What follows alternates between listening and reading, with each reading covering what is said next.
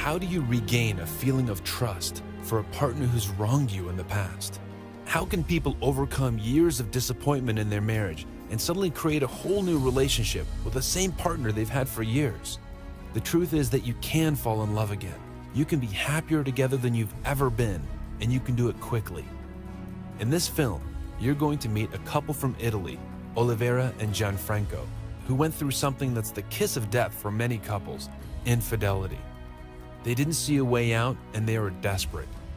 They stood up to speak with Tony Robbins, and in one session, were able to rebuild trust and passion in a whole new way. I think you're going to get a lot out of this film. There's a strategy here that will transform your relationship no matter what. So let's get started. We begin with Tony giving a live seminar for 2,000 people. He's just asked people to stand up who are feeling suicidal.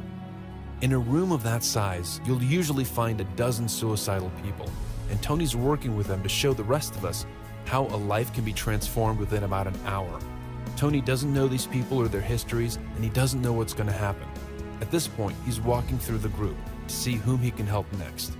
Let's begin. Are you suicidal? Pensavo di averlo fatto, ma sono qua. She thought of doing it, but she's still here. When's the last time you thought of doing it? Is doing it, does that mean having sex? Because in my country, doing it means doing it. When's the last time you thought of doing it? What Tony's doing here is setting the pattern for the conversation. When someone's sad or depressed, if you want to help them, you need to be certain they're responding to you. You need their cooperation. Tony sees that Olivera's in a grieving, depressed state, so he's decided to approach her with a totally different energy than hers, making sexual references, making her laugh. He knows that if she's laughing, she's responding to his communication, and that she'll be responsive when he needs her to take action. In the meantime, Tony's asking questions to get more information. When's the last time you thought of doing it? Are you single or married? Mio marito è qua. Her husband is here. Have you thought of having sex with him or someone else?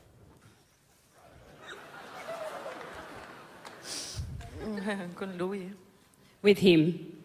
That's good. When's the last time you had sex with him? Stamattina. This morning.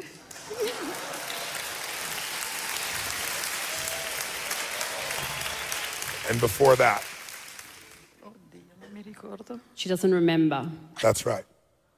That's why you were suicidal, but you're not going to be anymore. He's going to the shit out of you. Tony's noticed that certain words and ideas make Olivera laugh, but he's also making her a promise that things are going to change for her. While Tony still doesn't know very much about this couple's story, he's already focusing on ways to help them. Was it a good sign you had sex this morning, since you can't remember the last time you had before that? Era abbastanza eccitante. It was very exciting. Did you enjoy it? Sì. Yes. See, I got that one, yes. Would you like more? Oh sì. Where is your husband? Where is your husband? What's your name, sir? Gianfranco. Franco. Franco? Gianfranco. John Frank. John Frank. John Frank.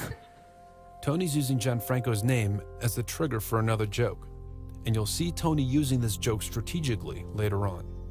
John Frank, did you enjoy making love to your wife? Sì, mi è piaciuto, tanto. Yes, he liked it very much. Did she initiate or did you? Ho incominciato io. He started it. Good man. Did you know your wife has had suicidal thoughts before? L'ha provato. Non l'ha solo contemplato, l'ha provato. She tried to. She never actually did it, but she did try to. How did she try? Ha provato a tagliarsi le vene. She tried to slash her wrists. Can I see your wrists? No, non si vede niente. You see that? Look at this. Do you see that? That's no exaggeration. When I came to Italy, women there grabbed me. Look, it's deeper than your cut. I swear to God, it was just in there. And in Italy, I still have a scar. It was like a month and a half ago. Look how deep that is. It's right across my veins. Le They were donne, grabbing me like this and scratching. Let me see yours. Come on, put yours next to mine. I can't even see yours. Tell me, who's got a bigger scar, you or me? è successo 6 anni fa. It happened 6 years ago. If it was a real scar, it'd still be there. Who's got a bigger scar? Me or you? Tu. Me. Yeah. That's from nails.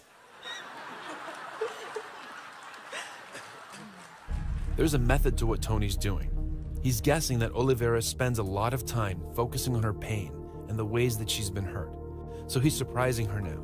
Instead of giving her pity for her scars, he's sharing his scar and comparing them. What he's saying is, hey, there's a lot of ways that you can deal with your hurts from the past.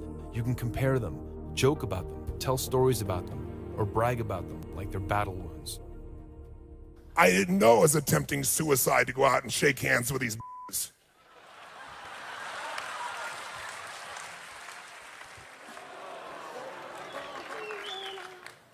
If you wanted to commit suicide, you could have.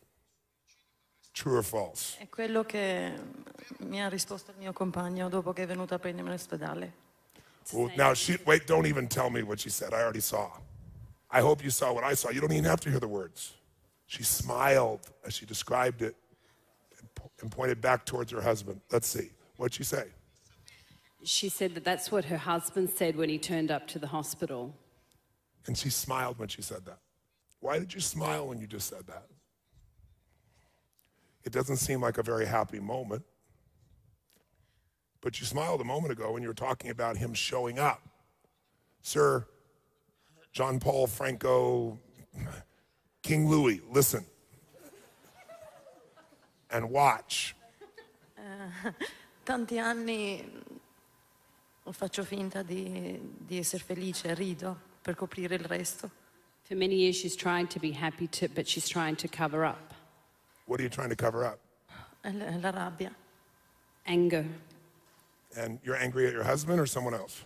Nei suoi confronti, nei confronti dei miei genitori e del tribunale di Milano. Oh, she's angry towards her family, him, and to the court in Milan. Why are you angry with the court in Milan? Nel 2003, quando due genitori, due adulti non vanno più d'accordo e c'è un bambino, ho preso mio figlio e sono andata via. Now, all of you that are listening right now, you could tune out very easily, or you could really decide you could learn a lot because you don't know the verbal language. You could actually become so sensitized that you could say, how much am I understanding of what she's saying without the words? How many of you are getting the core messages even without the words? I bet you could even tell me which needs are driving her if you really, really trusted yourself a little bit. Why are you upset about the bambinos in the court? She's upset because when she went to court, with her daughter, the parents were very unhappy that she actually went to court because her husband was hitting her. This husband? No, i miei genitori a 18 anni mi hanno fatto sposare con un altro. You were married At before? 18 years, her parents In Albania. forced her to marry in Albania, with someone. È nato mio figlio nel 98. Her son was born in 98. Siamo venuti in Italia per cambiare vita. We came to Italy to change our life. In 2003, the Italian law took her son away from her. E glieli hanno affidato a lui provvisorio. Basically, they gave it to the husband without recognizing her rights as a mother. Is her husband living in Albania or in Italy? Milano, Italia. He's living in Italy. How old is your son? 30 gennaio compie 12. He'll be 12 on the 30th of January. Do you have other children? Una bimba di 4 anni con il mio attuale. He's your child? A daughter with with this husband. A daughter with this husband. Do you love your daughter? Sì. Yeah. Yes. How old is your daughter? 4. 4. So you think the best way to serve your son and daughter is to kill yourself because you're angry. You made a mistake. You should have given the child to me. See, I killed myself. Quello è successo nel 2003. This happened in 2003 when she heard of her son. L'altro fatto in cui mi ha spinto a farlo è stato che ho scoperto i tradimenti del mio compagno, ero troppo innamorata. Well, in the last few years, she's discovered that her husband has betrayed her 3 times, and this is why she's very hurt. This husband? Yes. That over there? Yes. Why are you smiling? Translates into Italian, huh? Does this man love you? This little over here? Penso di sì. I think so. Come with me. Now that Tony's heard Oliveira's story, it's time for a shift. Tony sees that Gianfranco has hurt her, and Gianfranco needs to be accountable for his actions. When both couples are accountable for their own choices, they can start improving their relationship. Gianfranco. Do you love this woman? Sì, l'amo. Is there any question in your mind? Non ho dubbi. No, I don't have any doubt. Why are you around? Non sto scopando in giro. I'm not sleeping around. L'ho fatto. I did it in the past. Nella fase iniziale, quando mi sono separato da mia moglie, che sono andato con lei, ho avuto dei mesi di confusione. Was in the initial Passato- phase of his life after he Tra una just storia e separated. l'altra. Before when he met her, is in the initial phases when he was very confused, and so he was still sleeping around. Before they were married? Non siamo We're not sposati. married. We're together. Oh, together. So it was in the beginning phase when he was still figuring things out. He said, well, you know, I love her, but in the meantime, I'm just going to sleep around until I really have the assurance that she really loves me. Do other people do that? Infatti io sono rimasta male perché non lo vedo normale. I don't see this as a normal thing that he sleeps around. He's an Italian man that sleeps around and that's not a normal thing?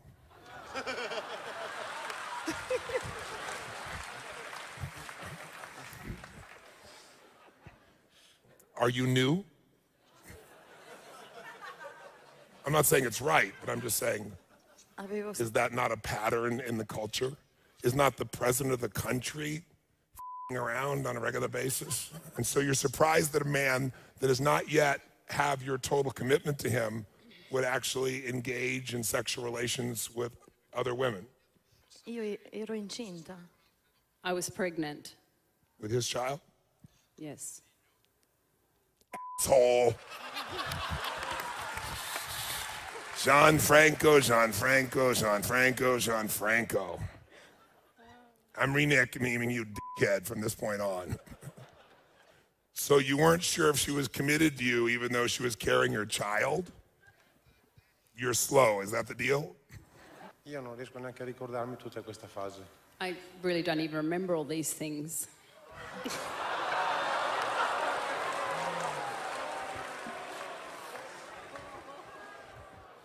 Well, Alzheimer does that to you, old man. Now, here's what's true.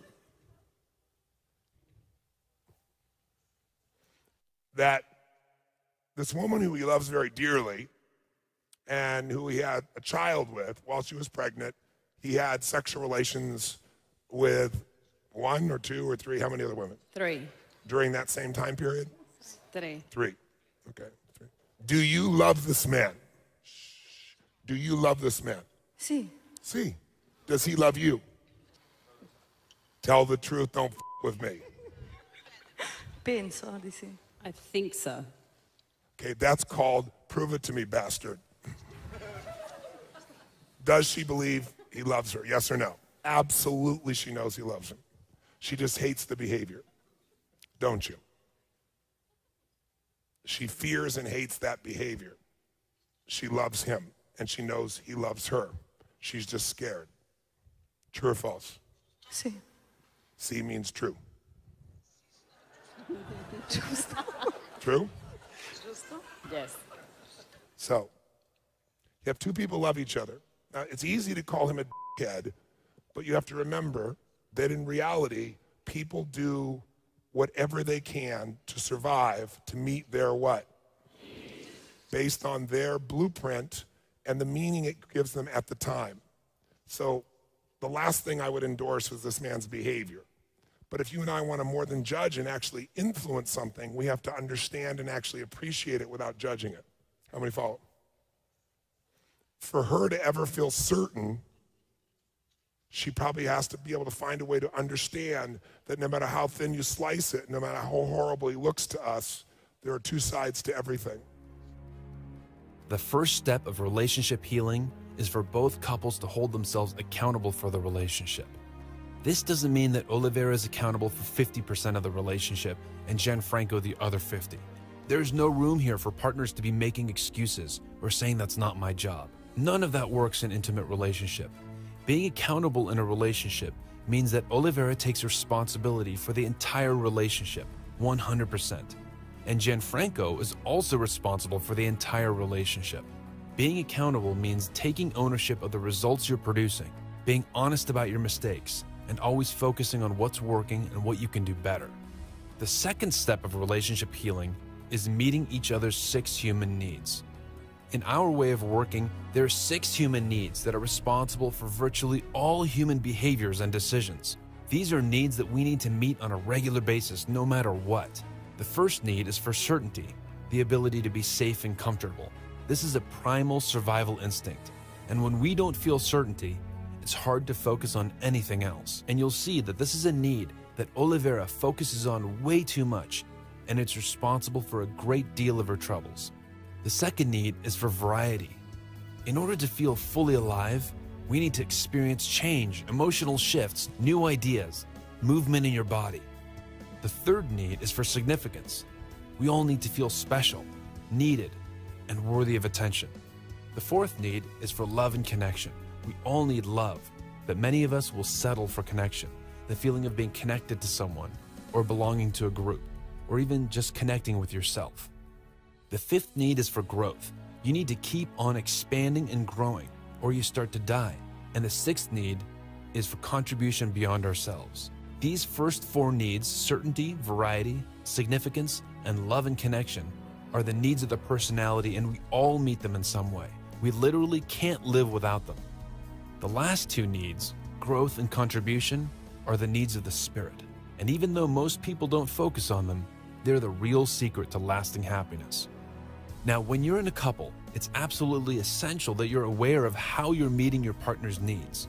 And the 6 human needs gives you a simple way to do that. Tony's going to explain now how the 6 human needs work to keep couples together. Listen. Because this I know.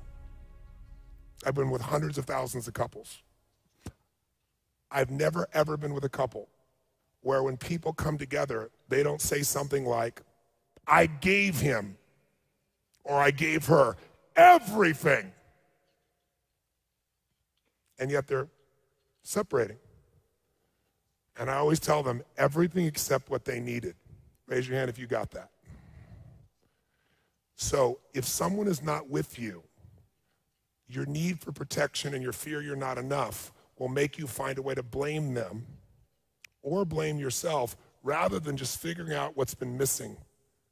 I've never been with a couple where someone came and said, oh my God, whenever I'm with him or her, I feel so certain that he or she loves me. And I feel like the most important person on earth to them. And we have so many surprises.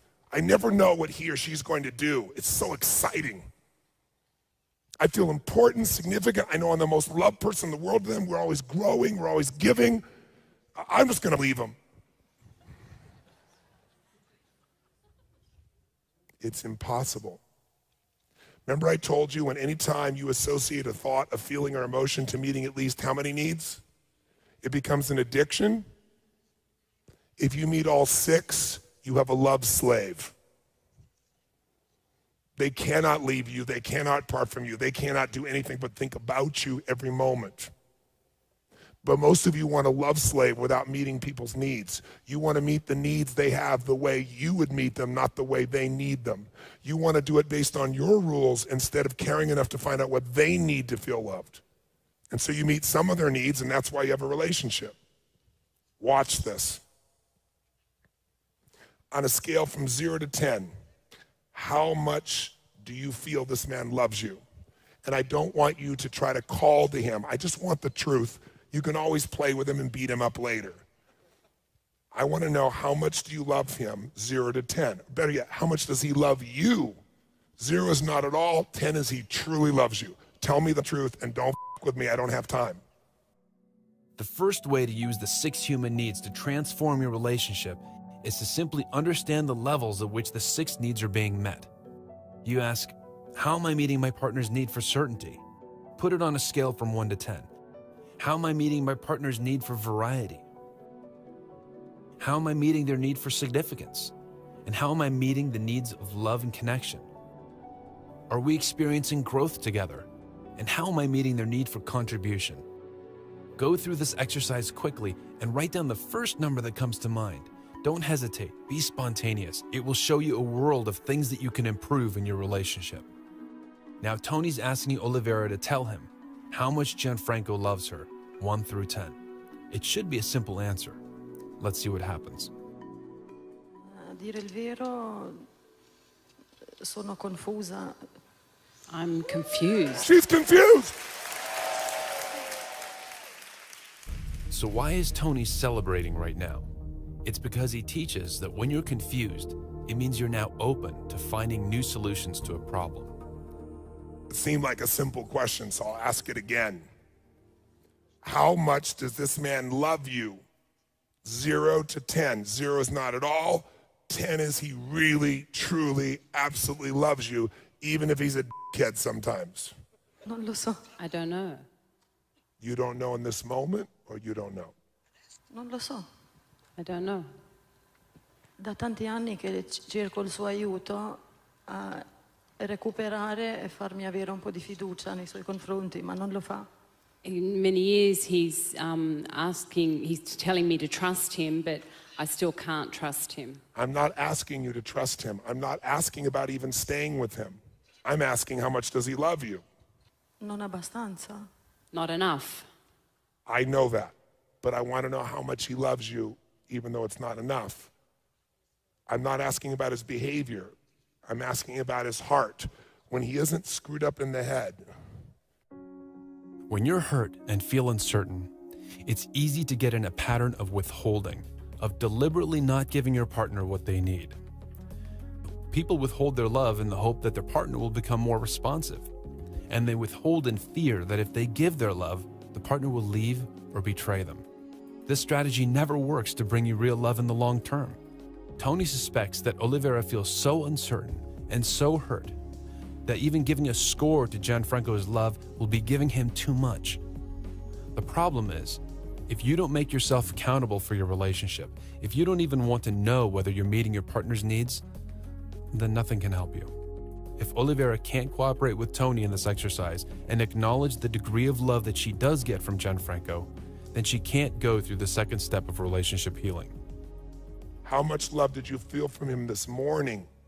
Non mi ha trasmesso amore, era sesso. This morning it wasn't love, it was sex.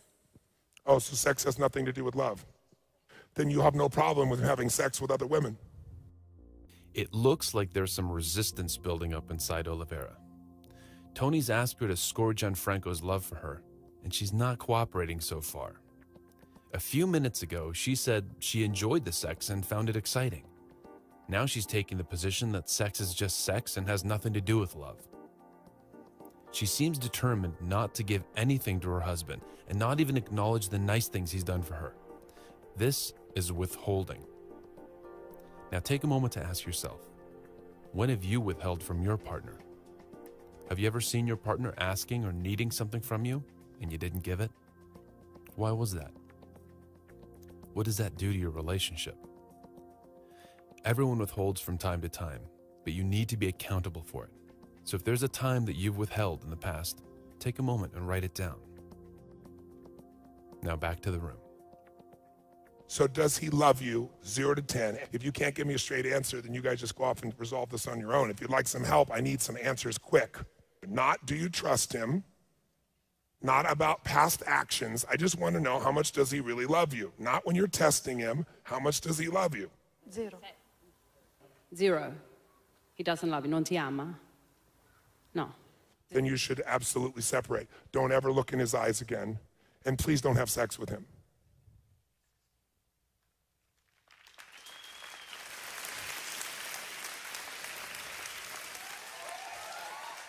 Have a seat. Thank you very much.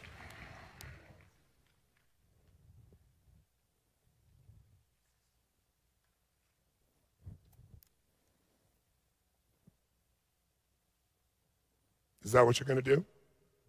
Sono tanto confusa. She's confused again. No, she's confused again, ladies and gentlemen. Olivera is confused again. It's possible that she doesn't understand the exercise. It's more likely that her level of certainty is so low that she's paralyzed. It's also possible that she doesn't feel understood. Part of being accountable in your relationship is making sure that your partner feels understood by you.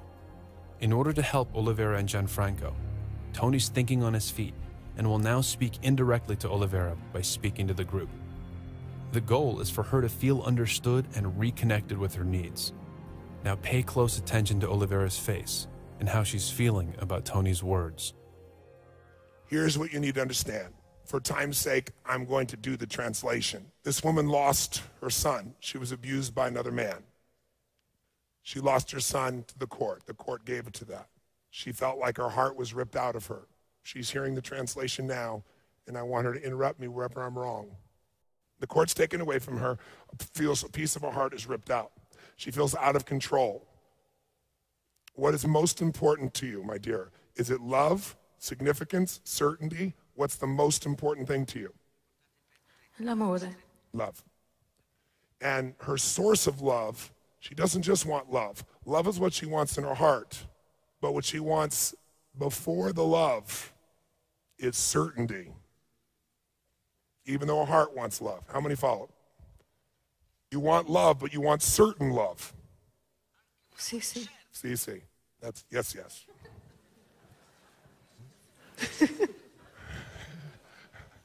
And you want significant love. You want to feel very special. Ho bisogno di amore e di dare amore. I need love and I want to give love. I believe that. But before you're willing to, since your heart has been hurt, she wants certainty. And does she also want significance, even though her heart wants love? Sì. See. So what are the top two needs for her quickly?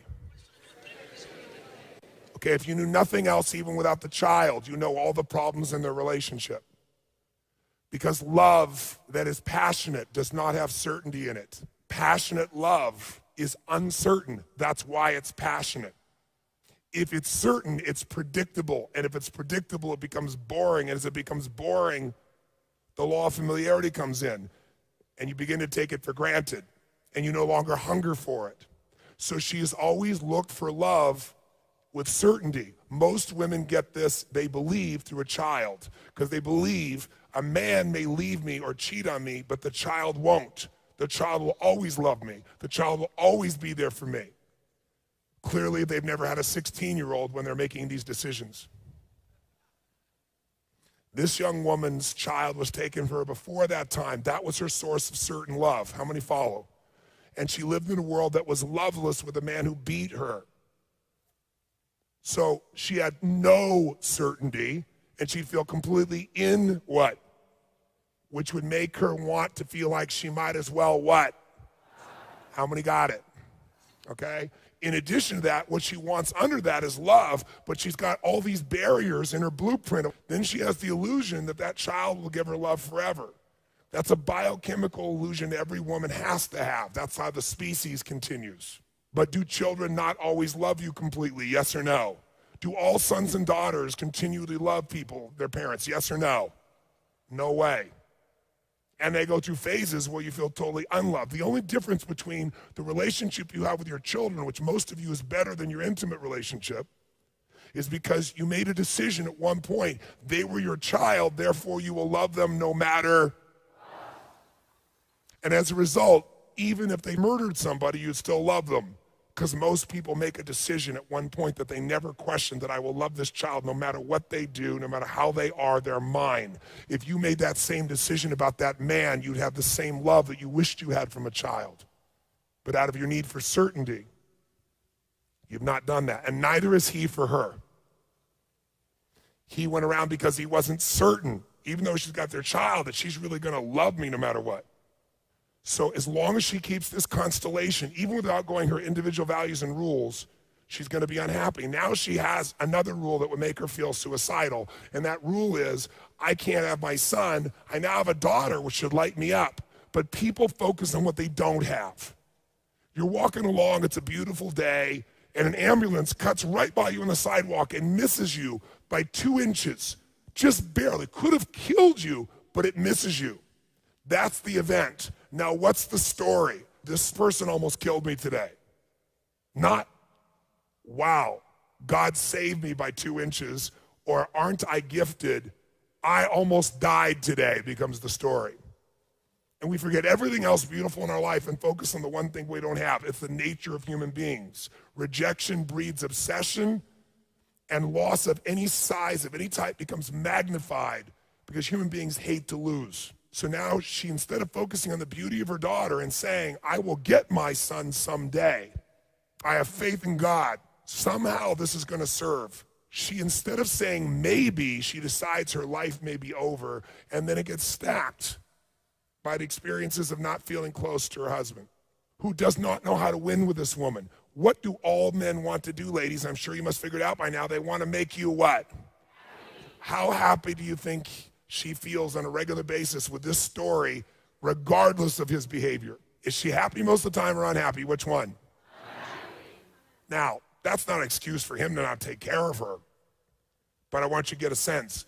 He is failing every day and knows nothing what to do. He actually loves her. How many think he absolutely loves her? Let me see your hands. Everybody else in the room knows it but her. She knows it too. She's just not going to give it to him till he earns it. And she wants to punish him some more, thinking if I punish him more, he'll come to me more.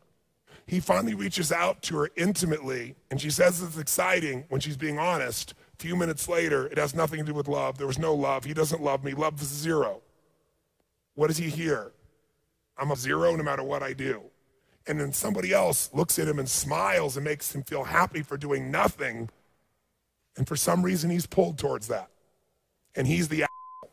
He's willing to come to a woman he knew was miserable because he truly wanted to make her happy. And in the beginning, even though she was losing her child, my bet is there were moments in which she felt reassured, strengthened, loved by him, and it filled her up. She's found a way to have pain to get him to pay attention to her, instead of losing her radiance to get him to pay attention to her. And when he does finally come, he can't succeed, and so he'll go someplace where he can. In your man's case, on the stage as a minimum, where others will find him funny, brilliant, and attractive, and will laugh and smile and flash various body parts at different stages to get his attention. And you'll be crushing him, and he will love you, and this will be coming at him. It'll be no, no, no, no, no, until one day it'll be a threshold. He may not go have sex with somebody, but he'll take that energy in, and you'll think he's an asshole. How many are getting the dynamics of how complex this really gets in life? So the truth of the matter is the source of the problem is her blueprint. Her life is not a bitch. She has a beautiful child. She has a man who loves her. She has the opportunity to eventually get that child back if she stays strong, filled with faith, and never gives up. If nothing else, that child will have a point in their life when they can leave that man. They'll be old enough to make their own choices. And if that man really is abusive, he will be seeking out his mother. Unless his mother's dead because she took her life, which is not about to happen. She does that to try to get her husband's attention because he's deadened to her being sad all the time. It doesn't even affect him anymore. He's so used to it, it hurts him, but he can't take it. So you know why he doesn't remember? Because it makes him feel like a total what? So he takes the big stuff and makes it as small and far away and non-remembered as he possibly can. Because he loves her. If he didn't love her, he wouldn't do that. He would just leave her. Frankly, there are a lot of happier, easier people to be around. And you're an attractive woman visually, and I'm sure you are in your heart and soul, but the external stuff's going to go away.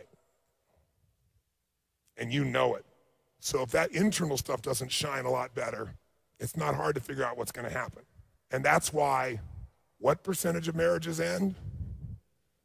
No, it used to be 50%. Since 1983, it's 67%.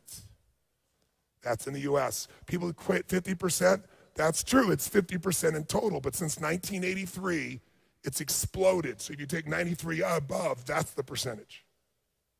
And it's because no one teaches us the dynamics of how we interact because our culture has become focused on ourselves. All this is about who? Is this about her husband, yes or no? Any of this about his needs? Have you heard anything out of her about what he needs or wants or desires or dreams or what she's here to give him? Not a thing. Now you know why she's in pain. It isn't because her child is gone. It isn't because he cheated on her. It's because all she focuses on herself and her own wounds. If she got out of herself and focused on her husband or a mission or her daughter or all the above or the things she's grateful for in her life, she would light up like a Christmas tree and she'd have moments she was sad about her son, but she'd know somehow together we can do it. And I bet that man would bust his ass to work with her to find some way to get that boy back. But when she tells him he doesn't even love her, not even zero, that's her way of trying to stab him. Do you think stabbing a man's gonna make him come work harder to be close to you? Maybe for a short time he will. Now, I'm not defending him. He's been a dumbass. But I don't know any man or any woman who hasn't been also. Maybe in a different way. Is his behavior any dumber than hers? Is his behavior any more selfish than hers? Why would he stay with her when no matter what he does, it's never enough? How many get this? The third step of relationship healing is to create rituals of giving and receiving. Now, there are two basic ways to get attention: by taking or requesting attention, and by giving attention. As children, we learn to request love and attention when we got hurt. As adults, we still get hurt, and it's equally important that we get attention and love when we need it. The problem comes when you get addicted to getting attention through your pain. In our culture, if someone is hurt, we feel obligated to help them. And some people realize that if they're always hurt, always having trouble, always in an emergency, they can get attention around the clock. The problem is that it's a very low quality attention. It's not the attention of a passionate lover who's driven to be with you. It's not the attention of someone who worships your soul. It's the attention of someone who feels obligated. So Tony's goal here is to educate Oliveira and Gianfranco in the art of giving and receiving. So far, Oliveira has refused to acknowledge Gianfranco's love. She's withholding. What she needs to understand is that it's much more powerful to influence him if she's actually meeting his needs. She'll actually experience more certainty and control in the relationship if she rewards him by thanking him, smiling at him, showing him affection. This will get his absolute attention. It's the attention of a passionate lover, it's the attention she really wants, and it's the best way for her to meet both of their needs. So back to Tony, who will start this process by talking to Oliveira about the sources of love in her life. Watch how this affects her. I feel for you. Because I feel for you, I can't let you live in this pity pot anymore. You can choose to stay in this pity pot. You got a son out there that someday is going to seek his mother and actually love her more than if she was there every day, because we all desire what's been taken from us. He will hunger for you more than if you're with him every day of your life, assuming you're alive. You have a daughter that needs you right now, that lights you up when you even think about her. True? You have this man, Gianfranco Smanko, who, when he got to be here in the seminar and start to own himself again, wanted to get closer. I think he loves you and wanted somehow to get closer. And you said it was very exciting, but you can't remember the last time it was there. That tells me he's not paid as much attention to you as you want. By the way, how much attention does she want? When does she want attention? All the time. True or false, ladies? Come on. True. Make some noise. Now, there's two problems with that. First, men don't have that much attention. They don't. Their brain works different. Because her idea of attention also is she would talk to him about all her, ladies, all her what? Problems. And here's the worst part. He might be willing to do that, but she doesn't really want to solve them. Now, Gentlemen, who knows what I'm talking? Make some noise if you know what I'm talking about. So let me see. You want me to listen constantly while you talk about what's f***ed up and can't be solved, even though I know I can help. And I'm an asshole if I don't do that on a daily basis. Okay, that's really helpful for me to understand. I think I'll go to work. In order to be effective in giving and receiving attention from your partner, it's important to understand the different attention styles of men and women. So Tony will now explain how to understand the attention style of the opposite sex. You like to share with other women every detail of what's going on because you're a gatherer, not a hunter. See, hunters, 2 million years old in men, if they're masculine, they hunt. We look to get an outcome. If we get that, gentlemen, does it matter how we kill the thing as long as we bring it back? Yes or no? The woman wants to explain, kill it like this and adjust it like that and do it this point here and explain that thing there and then make this thing happen there and then when you go back, put it over here and then stick it here and then place it in that place and then make it happen there. Now, ladies, before you start feeling hurt and misunderstood and unappreciated, perhaps I should clarify for you. Hunters hunt. They do one thing, and their job is to solve the problem, bring it home, and we're programmed to do that, hoping when we bring it back, we would see a celebration for the victory that we really went out to try to do for you. Now, these are in the old days when we were the only hunters. To be fair, ladies, you become economic hunters as good or better than we are. And many of you today, in the current economy in the United States, more women are now, for the first time in human history, employed than men. And for the first time in history, many women make more than men. Women still make less overall, but it's also statistically because they pick jobs that don't pay as high because they provide more freedom, schedule and time-wise, so they can have a family. Those are the facts. Now, some women get in very aggressive, difficult jobs, take the same risk, they make the same amount of money. So if we took away the story and we stopped judging and we went back to the genetics, we'd say, hunters go hunt, and they have two questions whenever you're talking. Question one, what's the point? And they have a hard time finding it when you're speaking very often. And here's why. Gatherers are not hunters. Gatherers have to do something different to survive. Gatherers have to walk around and truly think about this. Gentlemen, you got to understand this so you appreciate your woman at a different level. Gatherers have to walk around and figure out where the berries are, where the food is, everything else. And as they're going, they got to remember it all because they have to get back to that exact spot where the fruit is, the exact spot, but also at the exact right time. Because otherwise the bats or the other animals get it. You got to get it right at the right time or the family doesn't survive. How many follow this? Say aye. And so when they come home, since they're also the weaker physically, and many women will get mad at this, but genetically, there's no question, pound for pound, who is stronger, a man or woman physically, not stronger spiritually, mentally, emotionally, just purely structurally. True or false, ladies? Okay? So as a result, they have to go out and remember where everything is, and they come back and they want to share with everybody the information, because if I don't share it, if something happens to me, the tribe dies. So they have to come tell everybody. So they come and they have what we would call, a woman who shared this with me years ago, taught this to me, she goes, it's like we have these berry markers. We have to find where, all the details, and so we come back, we remember those details. Not only do we have berry markers, but there's markings. We gotta know which berries to pick that you can eat, which ones will kill you. If we're wrong about one little detail as a gatherer, we could kill our children, kill our husband, kill everyone.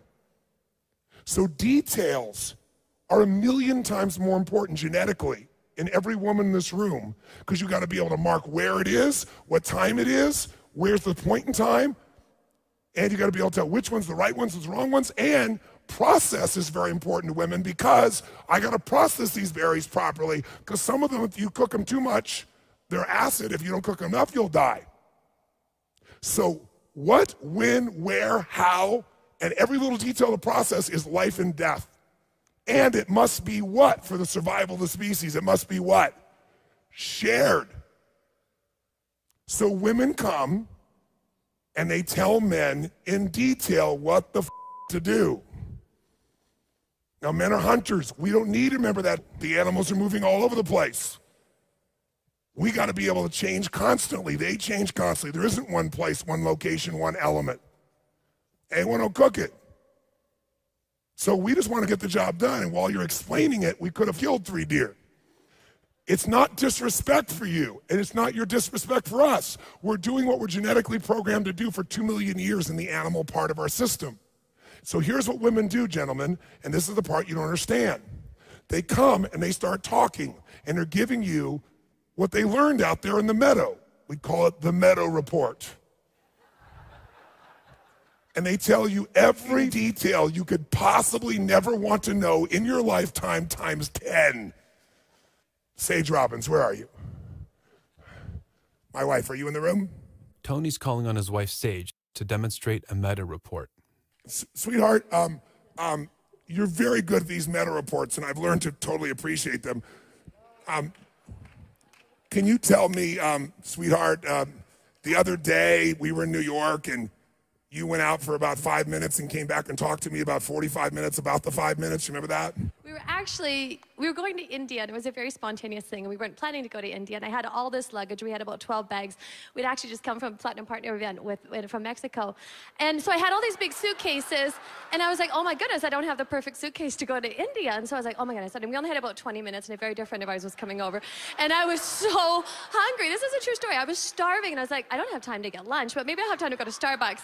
So anyways, I go like running out, and I ran past Bloomingdale's, and Bloomingdale's just like it started up for Christmas, and they had like the little elves and Santas, and I was like, oh my goodness. And yet I was still so hungry, but I still had to stop and like look at the Santas and the elves. Anyways, I went to Starbucks, and Starbucks has, I don't know if you've ever been to Starbucks, they have these little hoot owl like kind of shortbread cookies, and they're my favorites. So I got my cookies and got my tea, and I'm like running down to the luggage store because I have to go to India. And I get to the luggage store, and I'm looking at all the luggage. They have this amazing luggage. It's like a trunk, and I'm thinking, sugar, I can't carry that on. And then I loved this luggage. Plus, it was $900, and I thought it was too expensive. So I go to the back of the place, and the guy's chatting with him, and I have my tea. And anyways, I negotiated. He gave it to me for $399. I made it back to the place in about 35 minutes, and we coached a very dear friend of ours. I had more cookies, and that was it. And we went to India that night.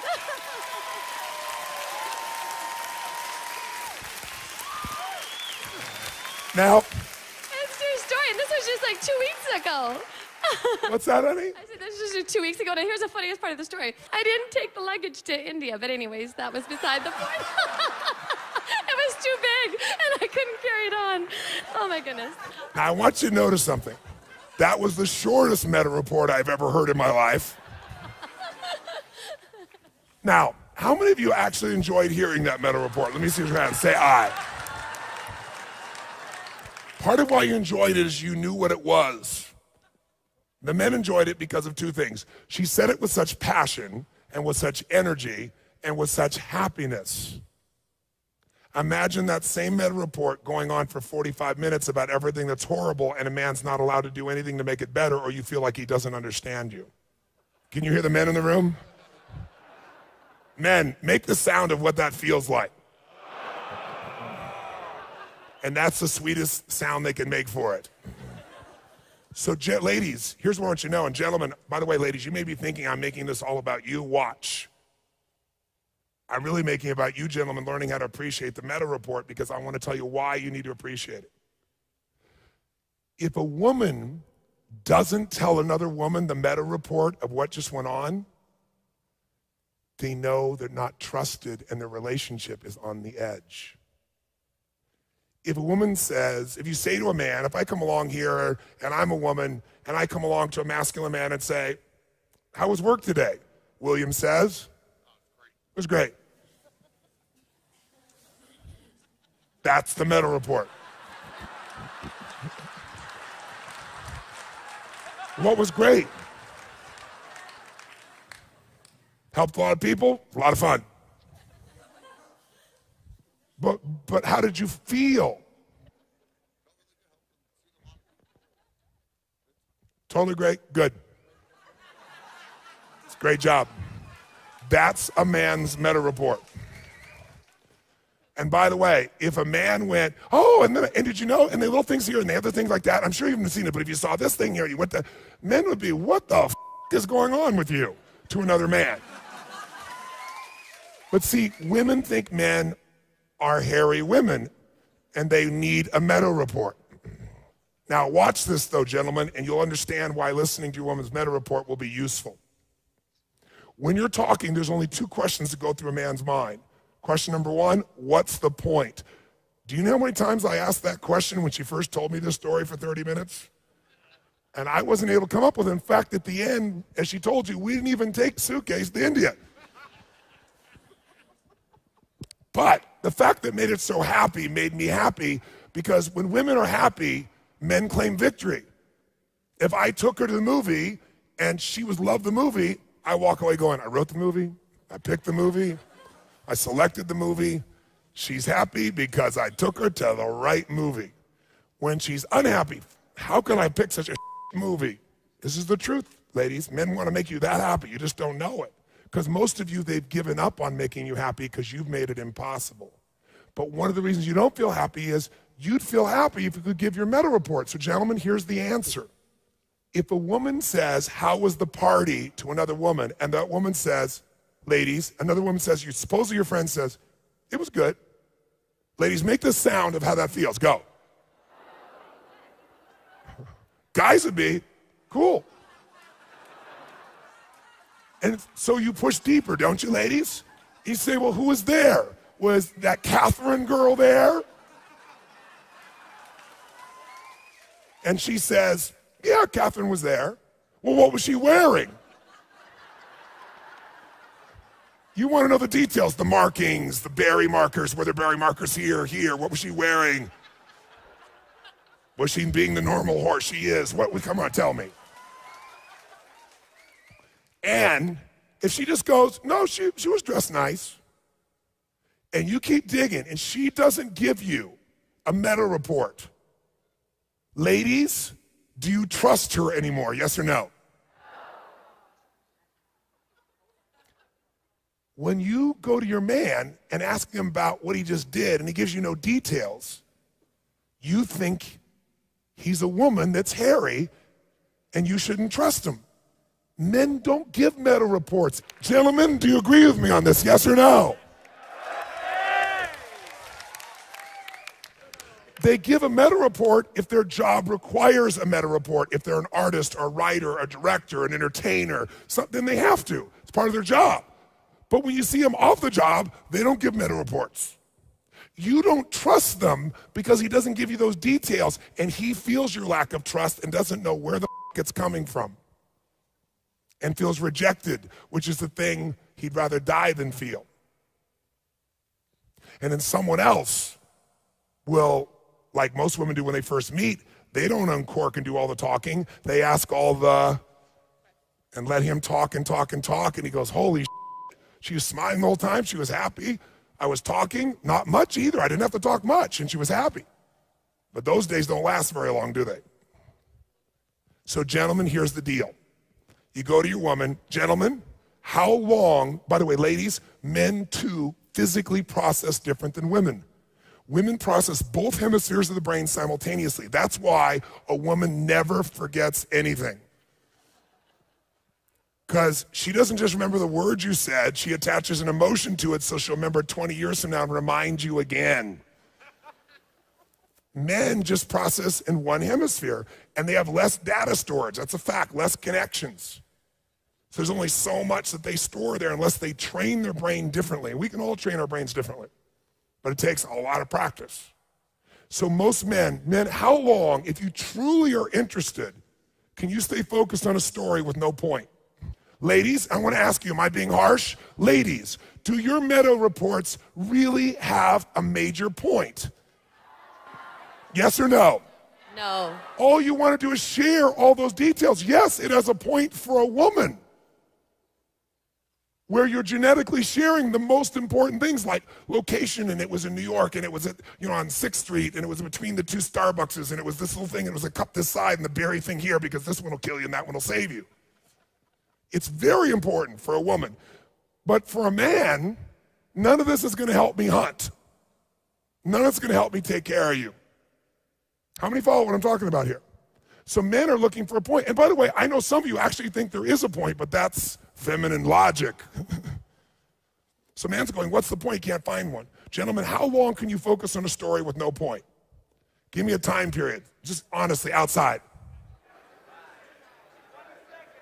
Raise your hand if it's less than 10 minutes. By the way, are we talking about a woman or any story? Say it again. Has nothing to do with you, ladies. You're taking it personal. If there ain't a point, we're out of here because we're asking two questions. What's the point, or how can I fix it? Those are the two things we're here to do. And you don't have a point and you don't want us to fix it. That's confusing to us. So ladies, I've done research in 100 countries. The most men will ever tell me they can listen to a story. I don't bring women into it. I'm doing a shortcut because of time here. The most men will listen to a story, the most, is if they worship the other person 15 minutes max, and that's when they're dating. So here's the deal. You say, honey, I'd like to share with you my meta report. That alone, he goes, okay, I need to totally focus and hear her and connect with her, but it don't go past 10 minutes. Sage gave you 1 in 4 or 5 that I thoroughly enjoy. I actually enjoy her meta reports because truthfully, most of them are 10 or 15 minutes max. But more importantly, they have some joy or happiness in them. Not all of them, certainly not all of them, but not every one is a wretched story of pain to try to get my attention. She gets my attention for good things too, anything. She got my attention, period.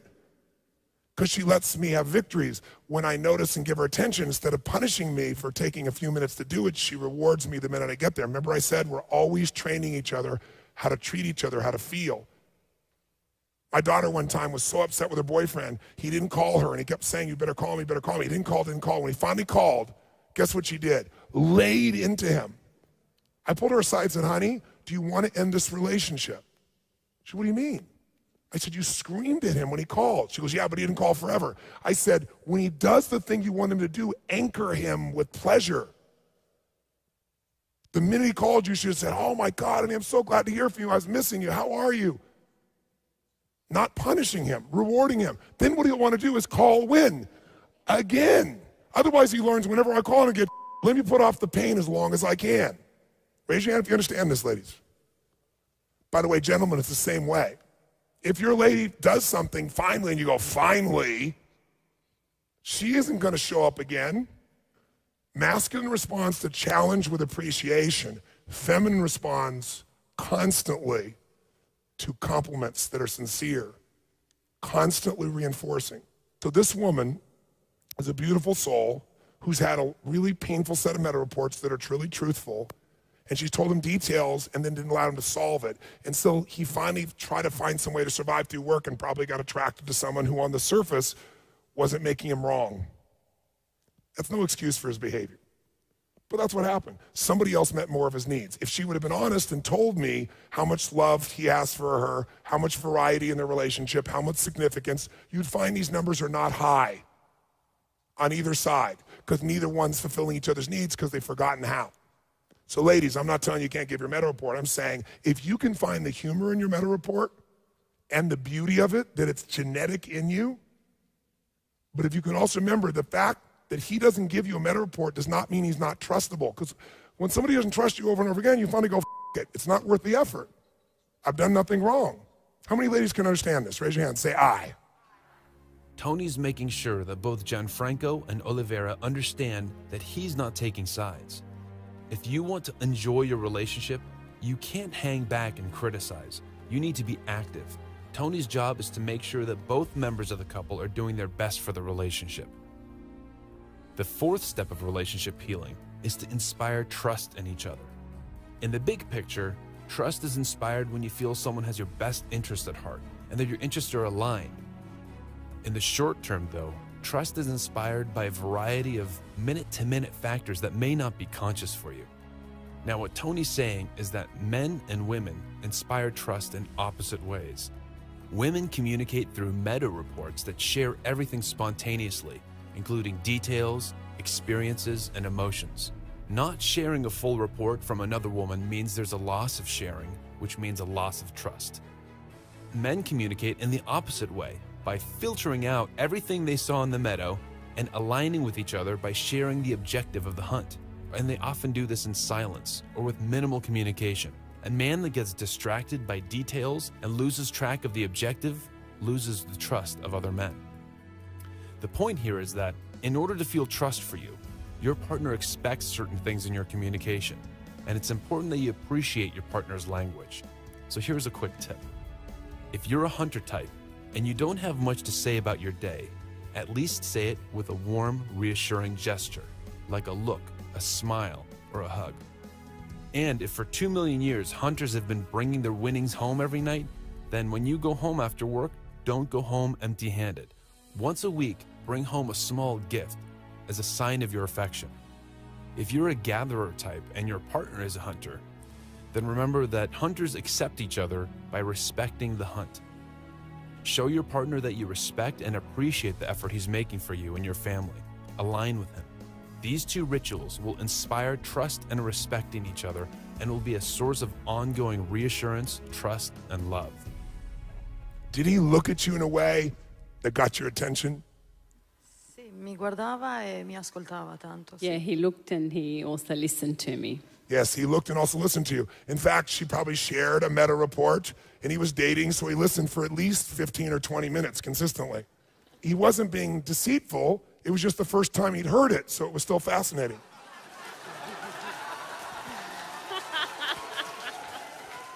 It wasn't the same meta report for the 5,000th time with negative, heavy emotions where he felt like he could do nothing about it. I'm not making fun, ladies. How many really get what I'm talking about now? Because if you get it, ladies, you'll see these men actually do love you. That's why I'm telling you this. They love your ass. They just don't understand this meta report shit. And you think they're not trustable because they don't give it to you and they don't listen to it. You think they don't understand you.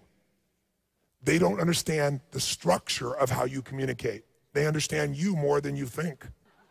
If she feels that in this man is strength, strength can come in the form of a bad boy. Strength can come in the form of a man who feels like he owns himself, that nothing can take him for what he's focused on. Ladies, if you agree that is the absolute killer quality, make enough noise so every man in this room hears it, please. Because gentlemen, now that ladies think I'm not on their side, some of them and others now know I am on their side. How many get that I'm on your side, ladies? 100%.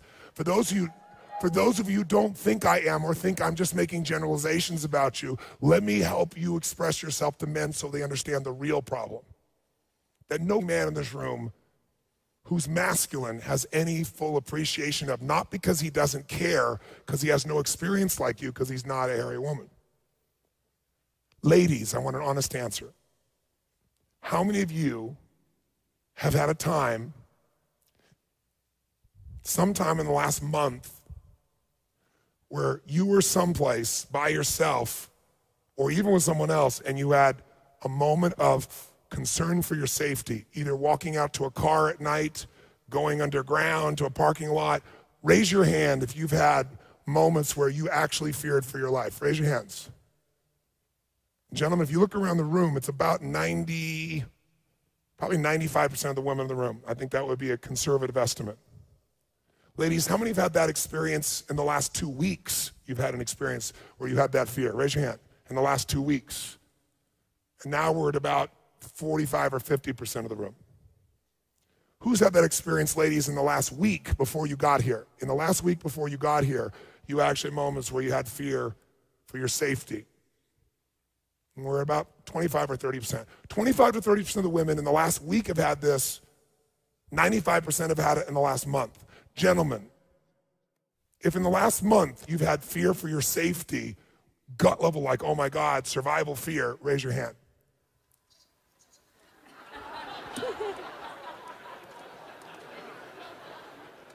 Is there one hand up I'm missing? Okay, one person, one man, 2 men, 3 men, 4 men. 4 men out of 1,000 men on average. There's a few more women here than men. I think it's about 55, 45. But roughly 1,000 men in this room, 4 in the last month have had it. 95% of the women have fear for their safety. This is the difference between a hunter and a gatherer. Women have been preyed upon as gatherers forever. There's a reason why women give all these barrier reports and details. Because even though they're stronger than men physically and emotionally, women can take pain much more than men. If you doubt it, go into a birthing room and watch the man fall over while the woman's doing all the work screaming. Okay? Is it true? Women have much more powerful tolerance for pain. Women today, a woman could be making $300,000 a year in personal income. She could have a child without a man. She can be as educated or smarter than most of the men she knows. And yet some part of her genetically still is looking for someone to give her a sense that she is protected. Ladies, if that's true, make some noise. Including the woman who'll say, "F you, I don't need that." She doesn't want that. Unless she is truly masculine, she absolutely has this need, because it has nothing to do with logic. It has to do with 2 million years of conditioning. Now, to fully appreciate the women in this room and what they go through, gentlemen, so you can find your heart when it feels like they're being mean, you got to know how scared they really are. You have no idea how scared this woman is. Did you see this difference in the rooms? 95% of the women worried about their safety. 3 men, 4 men. Gianfranco, when you met this woman, looking at her, were you attracted to her? Sì, mi sono sentito attirato subito. Yes, I was horny straight away. Horny straight away.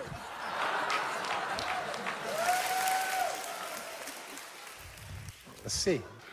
See, were you very attracted to her? Ho lasciato mia moglie dopo 2 mesi. I left my wife after 2 months for her. Now we understand Oliveira's deepest fear. The fear that if Gianfranco left his former wife for her, then he might leave her for another woman. Tony's going to address that fear by showing her how to truly attract and influence Gianfranco in a way that will make both of them happier and more passionate.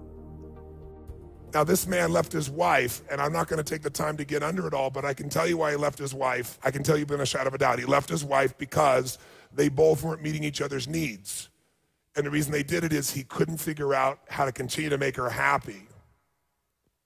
Now, you could say, well, she was unfair, she was that, but I guarantee you, under it all, beyond all those judgments, is they didn't fulfill each other anymore. And I bet in the beginning, she was attractive to him, central to him, and sexy to him, because most women do that in the beginning. Either way, it's people not meeting their partner's needs. It takes 2 to tango. The next piece is radiance. Radiance is, because you're confident and you're passionate, radiance is this energy about you. There's a honesty to you. There isn't a facade. It's not a manipulation.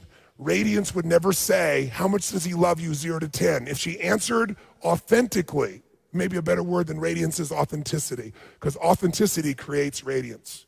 It's not that you're always happy. It's that you're authentic. So even if you're unhappy, you're totally unhappy and passionate about it. If you do that, you won't stay unhappy forever, will you, ladies? If you fully express your feeling, does it change? Yes or no? How fast does a woman's emotion change if she feels like she fully feels the feeling? How fast, ladies? Gentlemen, have you ever seen a woman, she was like totally happy, and then all of a sudden she's so angry and you're like, I did nothing? How many guys have been through this? Say aye. You don't have to do anything. If you do nothing, their emotions will change, because that's the beauty of the feminine. The feminine can change radically. Men get stuck. Today, women get stuck because they become like men. They no longer flow with all their emotions. But when you're confident and you're passionate, ladies, you're authentic and you fully feel, and as a result, you radiate. Even a woman who's crying, a man can be pulled through when it's authentic tears, not manipulation tears. Gentlemen, how many have ever had a woman totally upset, angry, whatever, and then she started to cry, and you're like, oh, because you got to help her. How many men in this room? Make some noise, gentlemen, go. Because every man, ladies, what you don't get about us is we're called to take care of you if you're authentically there and not criticizing us. We want to more than anything. We want to make you happy. To see you sad kills us inside. So if it's authentic tears, that actually pulls a man towards you. Authentic laughter, authentic anger that you fully feel until it's done. It's all of a manipulation that you see she did over here and wasted 45 minutes of our time to try to get to just tell me the truth that every one of you in this room knows. You know she knows he loves her, or she would have laughed and then wonders why he's not honest with her. By the way, how much confidence has she displayed? How much passion? How much authenticity even? 0 to 10, how much authenticity we've gotten out of her, and all the time we've been her. Give her a number. Ladies, no men vote. Ladies, you vote. 0 to 10, authenticity. Raise your hand if it's a 10, a 9, an 8, a 7, a 6, a 5, a 4, a 3, a 2. If you think 1 or 0, raise your hand and make some noise. Most of you give you a 3, 2, 1, or 0, which I would agree with you. It's in that range. That makes no man want to take care of you. None. No man will. On top of being inauthentic, she's trying to hurt him, thinking that'll bring him closer. So you know, if I was talking to you, I'd say, stop. She's just screaming to you, come show me you love me. Break through my defenses. Show me you care. Show me your strength that I saw when I met you at the beginning. Show me the strength of the man I thought would help me get through this. That's what she's saying to your I'm not done with you. I'm just starting with her since she raised her hand and said she was going to kill herself. Otherwise, that'd be all over your I got to start with her for that reason. And if I was, sorry, this man loves you and adores you. To say that only love is just beautiful, not painful, is a lie. And if you're going to love, you're going to hurt. You're going to hurt like hell. But the other side of that is something so magical and so incredibly beautiful. There's a depth in this man. He's just dying to feel like he's settling for crumbs. You haven't even thrown him a crumb. He's dying to feel like he's your man in some way, some shape, some form. And you're punishing him, and you're punishing, honestly, you're punishing yourself. You're not punishing him anymore. Do you know what? I can promise you, you could not beat this man up at the level that he has done himself. He has hated himself for what he has done to you. You can stop punishing him now, because he's done that himself. That's why he doesn't want to remember anything, because all his memories will bring pain. And it is scary. It is terrifying. But it's so worth it.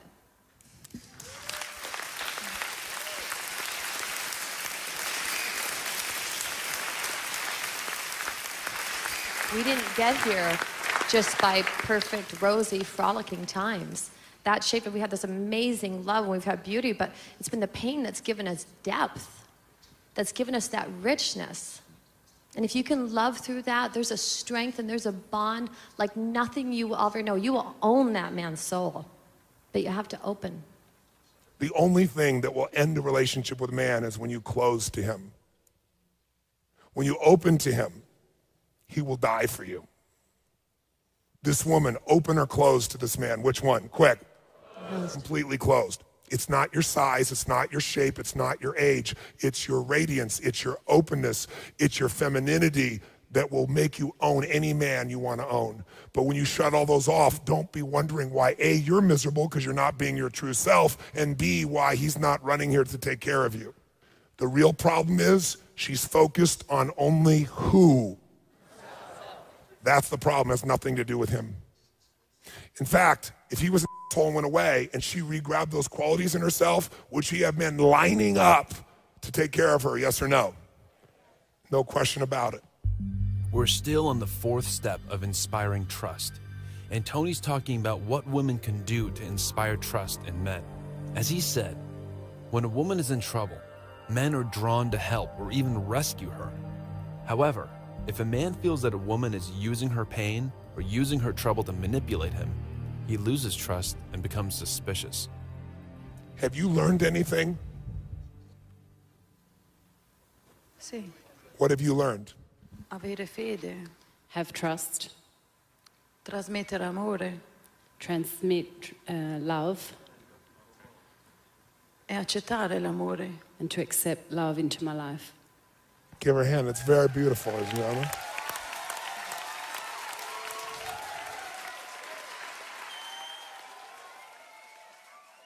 I'd like to ask you a question again. John Franco, please come back over here. You've been a very good sport today. You've stayed present when a lot of things were said very harshly about you. You didn't take them personally because you've already judged yourself much harder. I saw it in your eyes. I respect you as a man. Not for things you've done. I've done stupid things too in my life. Most people have. I respect you because I know you love this woman even when she's given you none of the things you value, except you know her soul. I want to make sure tomorrow you know how to succeed with her. But I will tell you one lesson that is the only and most important lesson of all. Even if you're not a bad boy, even if you're not the strongest man on earth, if you will be present with her, that's the power that men need. Openness. Openness means, ladies, you accept them. You can't criticize them and be open to them. If they're accepted, and I know this sounds sick to some of you, if you actually at some level look up to them. You want to be looked up to, but you don't want to look up to them. If that person feels like you respect them, you honor them, you accept them, you will own them as long as you stay open. You will own this woman if you can be present in the middle of your deep fear you don't know what to do. Present means you can look into her eyes, and when she's having the most pain, instead of going, oh my God, I don't know what to do, then no, she doesn't need you to do anything. She needs you to be there for her and just feel her and love her. So I want you to try something. But before you do it, I want to warn you. Right when you finally pierce her and you get through to her, she'll get scared and she will kick you in the balls verbally. She will test you. It won't be because she doesn't love you. It'll be because she's scared, because she lives in a world that she has to worry about her safety. Something you never think about. If you can remember she's scared when she seems harsh, and you're strong enough to help her get through the fear by staying there for this soul, this woman, this little girl, then whenever she says, he doesn't love me, you grab her and go, I worship you, you can't get away from me. Look what that does to her. That even translates to English. She even gets it.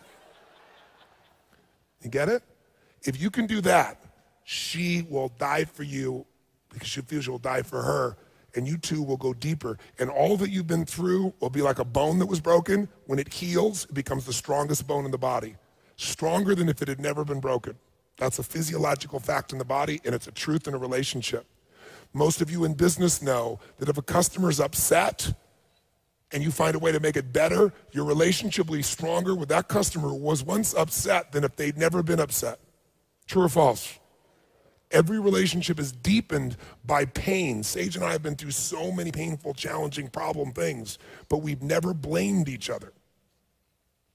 In the moments we did, which were rare, we picked up and were responsible, and we gave back to the other. We never tried to hurt the other one. That's why we have the relationship we have. And when we up, we owned we up, and we came back. So in order for a relationship to work, you have to give up one game, the blame game. If you play the blame and criticism game, your relationship's over. It's just a matter of time. And maybe 10 years, maybe 5, maybe 20. And when I say over, energetically, sensually, it's over very quickly. So now. And Olivia? Yeah? Yes? No, just for a second. Olivia, when he's doing this, look in his eyes like you did when you first met him. Look at the man, look at the little boy. Look at the one who loves you. Look at the one who's scared as hell right now, but doing this anyways. Look at him playfully, look at him openly. Openness isn't just happiness or silliness or playfulness. You can open in pain. You can open it, it's a beauty and richness of life. Look in his eyes and see all that you did and forget about everything and just look in this moment like you did when you first met him. I'm going to give you some instructions. The fifth step of healing your relationship is healing your wounds and creating passion. Everyone carries around pains and hurts from the past. Everyone has triggers, vulnerabilities, fears, and things that they avoid at all costs. Now, you can't make these wounds go away by being harsh or critical. You can't force them to go away or make them go away by rejecting or withholding. These wounds will only heal through the application of consistent love and acceptance. And when that happens, they turn into passion. Tony's next step is to show Oliveira and Gianfranco how to heal each other's wounds by being there for each other and showing each other love and acceptance. You'll see the passion that follows.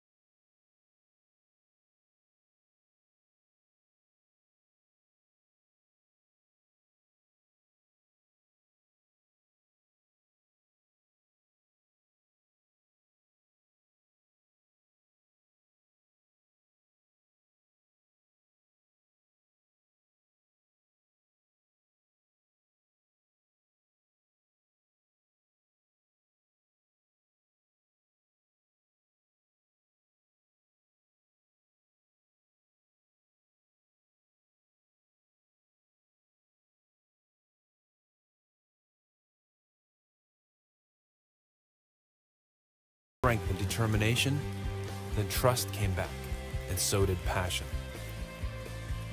This passion will continue to grow and create a whole new future for this couple and their daughter. Now take a moment and think what this couple's been through. The betrayals, the emotional withholds, the conflicts, and the months of zero passion. All these things melt away under the power of love and acceptance. Now back to the room.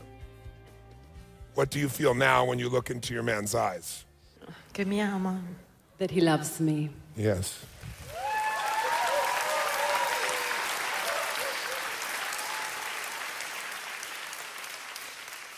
May I ask, on a 0 to 10 scale?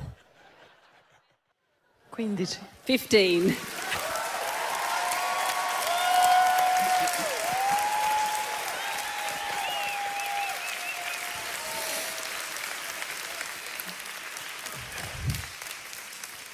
He always has. You're a beautiful soul, and he knows it more than anyone. And he wants to take care of you. Forever. How does that feel?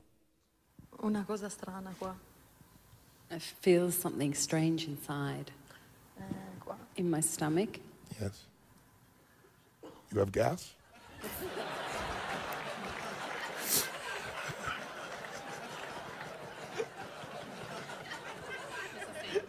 Sarà certezza in questo momento. I feel certainty in this moment.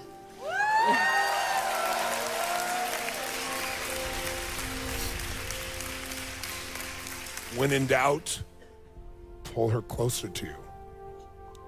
When you're scared, I watch what you do. You pull back. Pull her closer. Bring her strength. It'll f her up.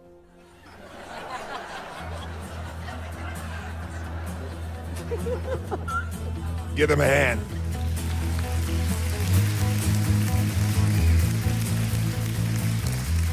Oliveira stood up, feeling isolated, unloved, mistrustful of her partner, and pain at their loss of passion over the years. Now, just a few hours later, she can have a better relationship with Gianfranco than she's ever had in her whole life. It is possible. A few hours of taking the right steps, of acting intelligently and giving your all, can cut through a lifetime of negative experiences and guide you to the relationship of your dreams. All you have to do is follow the 5 steps of relationship healing. First, become accountable for your relationship. Relationship is not a 50-50 deal. Both partners need to give 100%. Step 2 is understand and meet each other's 6 human needs. Measure the needs that are being met and check up on them so that you know that your partner is being cared for. Step 3, create rituals of giving and receiving, and keep those rituals alive. They'll sustain your passion and your love. Step 4, inspire trust in each other by showing your consistency and your honesty. Make sure that your partner knows your good intentions every day. And step 5, heal all wounds by the consistent application of love and acceptance. Love will heal all wounds, and it'll fix problems